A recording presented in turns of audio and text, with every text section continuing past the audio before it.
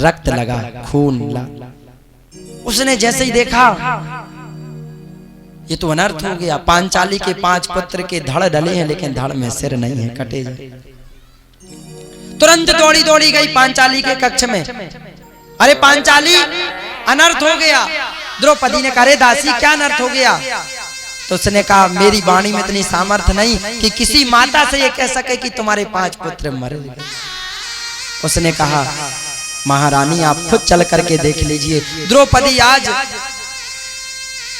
तुरंत दौड़ी दौड़ी भागी और जैसे ही पांचाली ने देखा कि मेरे 5 पुत्रों के शव पड़े हैं लेकिन शवों में धड़ नहीं है, तो रोने लगी।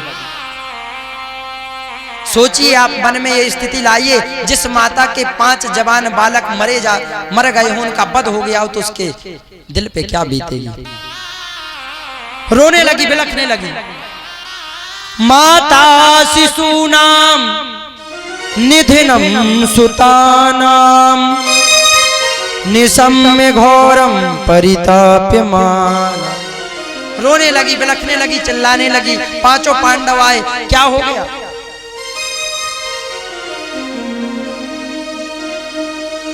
अर्जुन ने कहा, किसकी इतनी हिम्मत कि मेरे शिविर में आकर के मेरे पुत्रों का वध करके चला गया?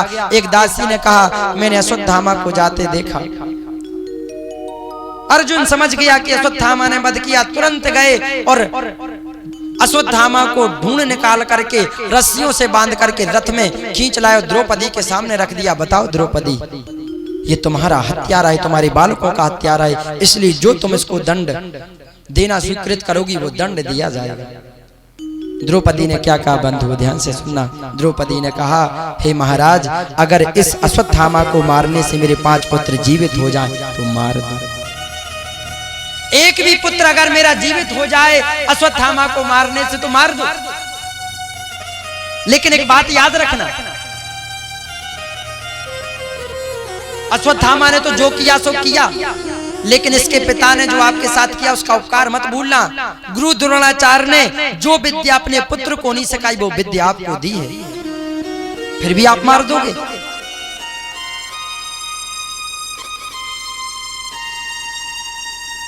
वो गुरु है, गुरु पुत्र गुरु के बराबर होता है। शास्त्र तो कहता है अपने गुरु की अगर तुम निंदा सुन रहे हो तो वो भी गौ हत्या के बराबर पाप लगता है। हरिहर निंदा सुनहि जे काना हुए पाप गौ घास समाना।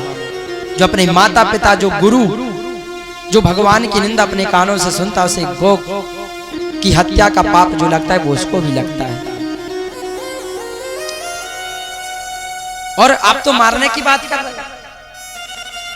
हे महाराज, ये ब्राह्मण पुत्र, ब्राह्मण कैसा भी हो मारना नहीं चाहिए।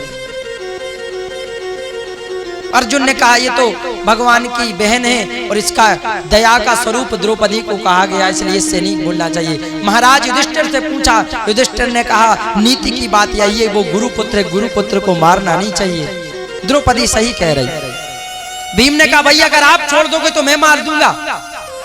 कैसी बात कर रहे? उसने मेरे 5 पुत्रों को मार दिया और आप कह रहे छोड़ दो। नहीं भैया, मैं नहीं छोड़ सकता, इसको ऐसा दंड दूंगा, इसको मैं ऐसे नहीं मारूंगा, तड़पा तड़पा के मारूंगा। नकुल सहदेव ने कहा, भैया सही कह रहे, कोई कह रहा है मारो, कोई कह रहा है छोड़ो। अर्जुन ने कहा, ये तो मैं फंस गया। और अर्जुन तुरंत द्वारकाधीश भगवान खड़े हैं, मुस्कुरा रहे, उनके चरणों में गिर गए। हे गोविंद, आप बताओ क्या किया जाए? तो भगवान ने उत्तर दिया, अर्जुन मैं नीति की बात कहता हूं, शास्त्र ऐसी जगह पे क्या कहता है। तो भगवान कह रहे हैं कि ब्रह्म बंधुर न हंतव्यो आतताई बधारहणा। भगवान कह रहे हैं अर्जुन से, अर्जुन ब्रह्म बंधुर न हंतव्यो, ब्राह्मण कैसा भी पापी हो, दुराचारी हो, अत्याचारी हो, बालकों का हत्यारा कोई भी हो, ब्राह्मण को कभी मारना नहीं चाहिए। और आताताई बधारहणा, बालकों का हत्यारा कोई भी हो, आताताई कोई भी हो, पापी कोई भी हो, उसे छोड़ना नहीं चाहिए। जिसने पाप किया है वो दंड का अधिकारी है, दंड तुझे करना चाहिए। अर्जुन कहने लगे, बाप प्रभु आपने तो दोनों बात कह दी, मारो भी छोड़ो भी, मारो मत छोड़ो मत। तो अर्जुन समझ गए टेढ़ी टांग वाले, इनकी हर बात टेढ़ी होती है। लेकिन ये अर्जुन वही है, जब कुरुक्षेत्र के मैदान में एक तरफ कौरवों की सेना एक बगल, पांडवों की सेना खड़ी है और बीच में कुरुक्षेत्र के मैदान में भगवान खड़े हैं और अर्जुन को गीता का उपदेश दे रहे हैं। अर्जुन कोई साधारण व्यक्ति नहीं है। गीता का ज्ञान केवल भगवान ने अर्जुन को दिया है और बीच में इसलिए दिया कि ना ये पांडव सुन सके, ना ये कौरव की सेना कोई ये ज्ञान ना सुन सके। गीता का उपदेश कोई साधारण उपदेश नहीं है। अर्जुन को वो बात याद आ गई। गीता